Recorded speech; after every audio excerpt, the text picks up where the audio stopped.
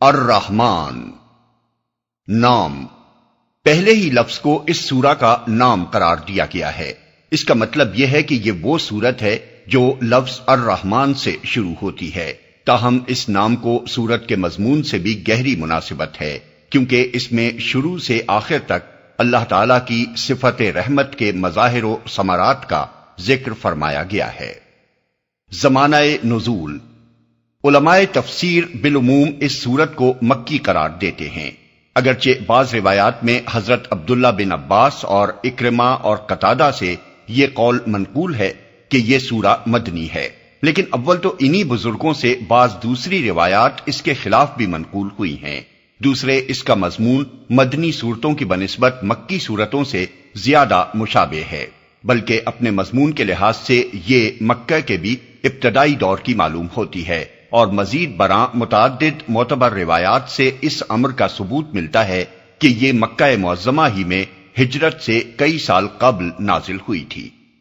مسند احمد میں حضرت اسماء بنت ابی بکر رضی اللہ عنہما کی روایت ہے کہ میں نے رسول اللہ صلی اللہ علیہ وسلم کو حرم میں خانہ کعبہ کے اس گوشے کی طرف رخ کر کے نماز پڑھتے دیکھا جس میں حجر اسود نصب ہے۔ یہ اس زمانے کی بات ہے جب ابھی فصدا بما تؤمروا، جس چیز کا تمہیں حکم دیا جا رہا ہے اسے ہانکے پکارے کہہ دو کا فرمان الہی نازل نہیں ہوا تھا۔ مشرکین اس نماز میں آپ کی زبان سے فَبِأَيِّ آلَاءِ رَبِّكُمَا تُكَذِّبَانِ کے الفاظ سن رہے تھے۔ اس سے معلوم ہوا کہ یہ سورت سورہ ہجر سے پہلے نازل ہو چکی تھی۔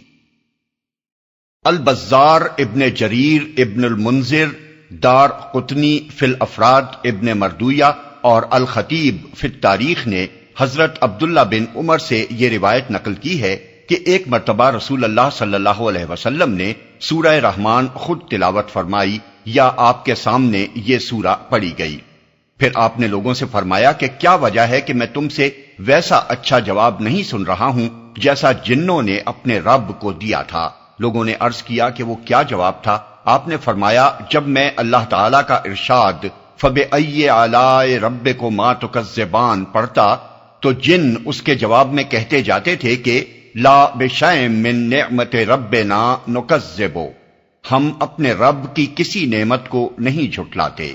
اسی سے ملتا جلتا مضمون ترمذی، حاکم، حافظ ابو بکر بزار نے حضرت جابر بن عبداللہ سے نقل کیا ہے۔ ان کی روایت میں یہ الفاظ ہیں کہ جب لوگ سورہ رحمان کو سن کر خاموش رہے تو حضور نے فرمایا کہ یعنی میں نے یہ سورہ اس رات جنوں کو سنائی تھی جس میں وہ قرآن سننے کے لیے جمع ہوئے تھے، وہ اس کا جواب تم سے بہتر دے رہے تھے۔ جب میں اللہ تعالیٰ کے اس ارشاد پر پہنچتا تھا کہ اے جن و انس، تم اپنے رب کی کن کن نعمتوں کو جھٹلاؤ گے، تو وہ اس کے جواب میں کہتے تھے کہ اے ہمارے پروردگار، ہم تیری کسی نعمت کو نہیں جھٹلاتے، حمد تیرے ہی لیے ہے۔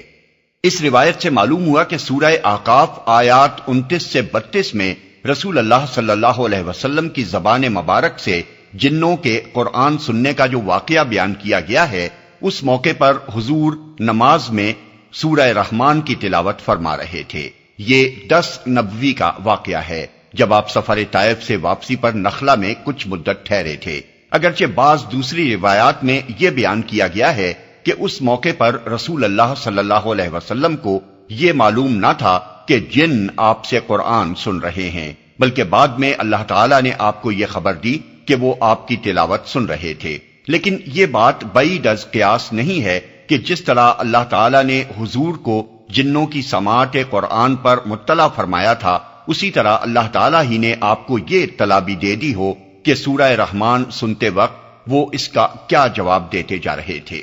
ان روایات سے تو صرف اسی قدر معلوم ہوتا ہے کہ سورہ رحمان سورہ ہجر اور سورہ احقاف سے پہلے نازل ہو چکی تھی۔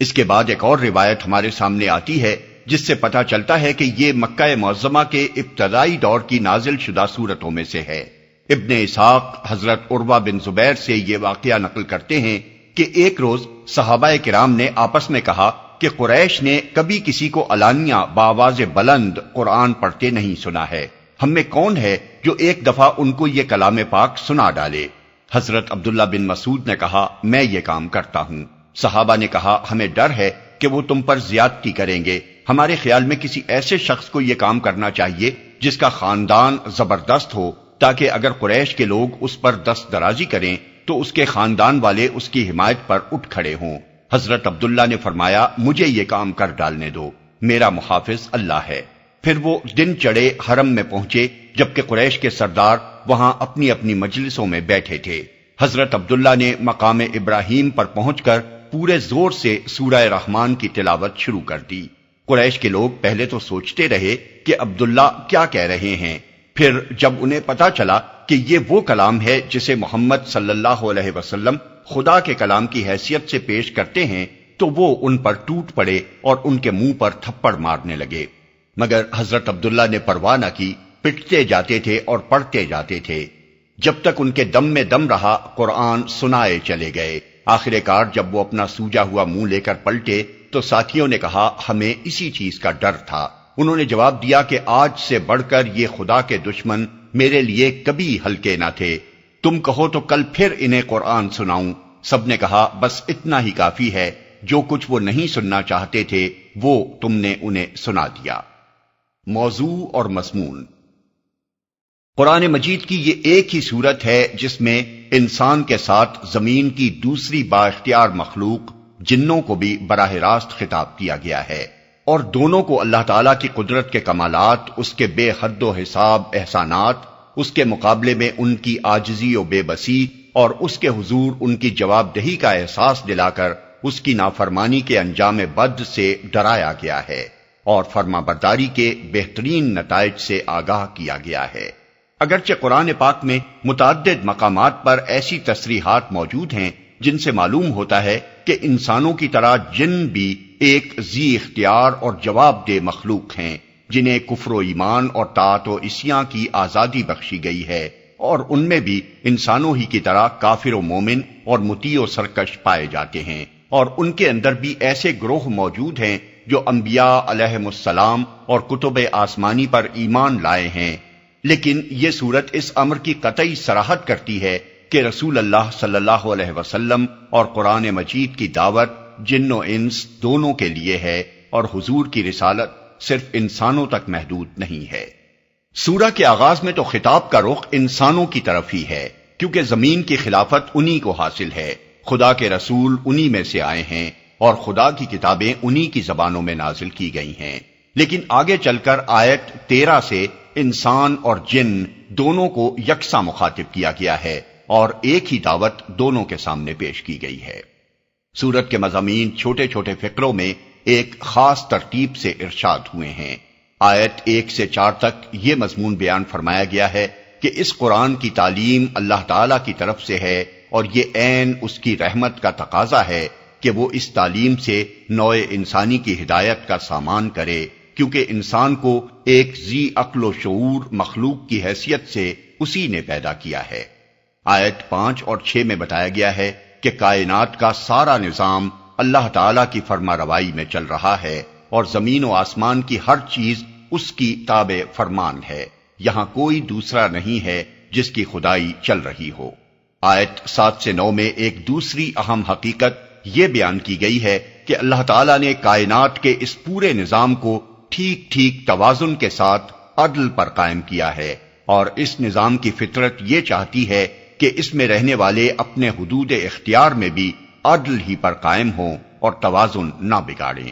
آیت 10 سے 25 تک اللہ تعالیٰ کی قدرت کے عجائبات و کمالات بیان کرنے کے ساتھ ساتھ اس کی ان نعمتوں کی طرف اشارے کیے گئے ہیں جن سے انسان اور جن متمتع ہو رہے ہیں۔ آیت 26 سے 30 تک انسان اور جن دونوں کو یہ حقیقت یاد دلائی گئی ہے کہ اس کائنات میں ایک خدا کے سوا کوئی غیر فانی اور لازوال نہیں ہے، اور چھوٹے سے بڑے تک کوئی موجود ایسا نہیں جو اپنے وجود اور ضروریات وجود کے لیے خدا کا محتاج نہ ہو۔ زمین سے لے کر آسمانوں تک شب و روز جو کچھ بھی ہو رہا ہے اسی کی کار فرمائی سے ہو رہا ہے۔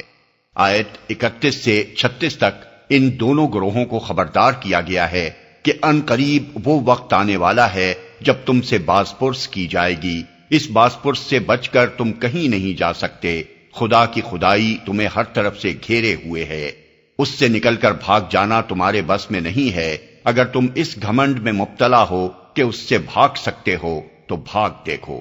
آیت 37 اور 38 میں بتایا گیا ہے کہ یہ باز پرس قیامت کے روز ہونے والی ہے۔ آیت 39 سے 45 تک ان مجرم انسانوں اور جنوں کا انجام بتایا گیا ہے جو دنیا میں اللہ تعالیٰ کی نافرمانی کرتے رہے ہیں، اور آیت 46 سے آخر سورت تک تفصیل کے ساتھ وہ انعامات بیان کیے گئے ہیں جو آخرت میں ان نیک انسانوں اور جنوں کو عطا کیے جائیں گے جنہوں نے دنیا میں خدا ترسی کی زندگی بسر کی ہے اور یہ سمجھتے ہوئے کام کیا ہے کہ ہمیں ایک روز اپنے رب کے سامنے پیش ہو کر اپنے اعمال کا حساب دینا ہے۔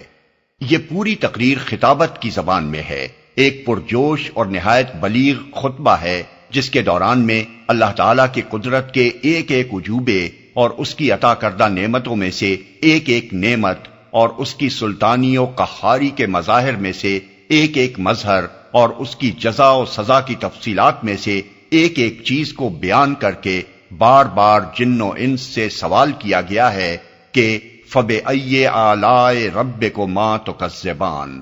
آگے چل کر ہم اس کی وضاحت کریں گے کہ آلاء ایک وسیع المانی لفظ ہے جس کو اس خطبے میں مختلف مواقع پر مختلف معنوں میں استعمال کیا گیا ہے، اور جن و انس سے یہ سوال ہر جگہ موقع و محل کے لحاظ سے اپنا ایک خاص مفہوم رکھتا ہے۔